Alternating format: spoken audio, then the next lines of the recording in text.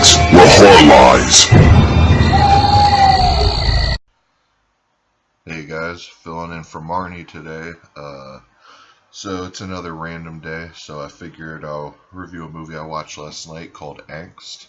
And this is put out by Cult Epics, the company who puts out a lot of York Bootgreit's movies. And I try to collect most stuff Cult Epics put out because I really do like that label. But basic rundown of this movie. It's pretty much, I'm keeping a similar theme to my last episode on here, which was the Poughkeepsie tapes, which was about a serial killer and all that. And this is, it stays in that same lane, kinda. Basically, this dude gets released from prison, and that's how the movie opens. He just gets released, and you see him, he's leaving, and he goes to get food, and then right after he goes to get food, which he freaks everyone out in the diner, he just starts walking around, scoping out these houses, and he ends up just breaking into this house and tying the one dude up who's there. And then the people who own the house, they end up coming home, and he ends up messing with them, and then he ends up killing one of them, and then stealing their car, and goes back to it's just, that's the whole thing pretty much. But what's going on in the movie is really interesting. I mean, he's like drowns one in a bathtub, ties like one up to a door, and he's cutting them and all that, and it's just some really bizarre stuff going on. And this, the guy who plays, man, I can't remember the guy's name, but the guy who plays the main killer in this is really good. His performance is awesome. He plays a really good psychotic killer. And one thing I got, that's the reversible cover too, it's the killer there. But one thing I gotta give props to is like the location of it.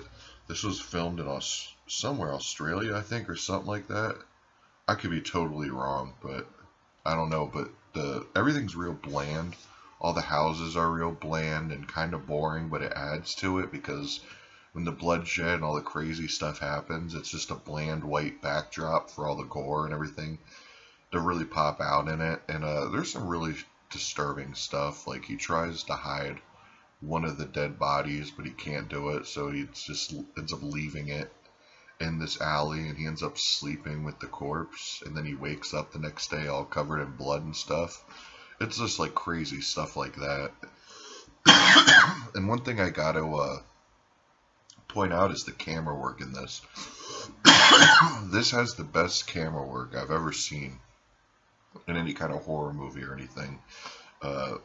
Long panning shots. There's just really unique shots, and when he's walking through the woods or whatever, or walking wherever he goes, the camera, like, it's almost like he has like a device on him, and the camera's on it, and it like watches him. It stays leveled wherever he goes, so it could be like really frantic shots, but the camera stays leveled and gets really unique angles. And I really appreciate it for that, because, you know, even if you thought this movie was a little boring or whatever the case may be, it's still, there's so much aspects of the making of the film that are really cool, to where if you're interested in making a film at all, or techniques or anything, this would definitely be a film to watch. You know, to me, this is not York Bootgright, but Cult Epic's best release. I mean, this movie is, to me, entertaining straight through. The ending I love. I really love the ending. I'm not going to give it away, but it's fitting, and he has a narration over it towards the end, which is really fitting. And yeah, and other than that, it was made in '83. And one thing that like made this movie was unavailable for a long time. Like, people could only get it on bootlegs and stuff. And the director of Irreversible and stuff, he actually Gaspar Noé, I think, yeah, Gaspar Noé, he really championed on getting this thing released. Like, I guess he would show all his friends this movie and all that, and he like seen it tons of times, and that had me sold, because I really like that No Gaspar's movies.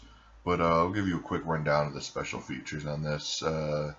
High definition transfer, introduction by Gaspar Noé, which is just him in a car just talking about his love for the movie. It's nothing special.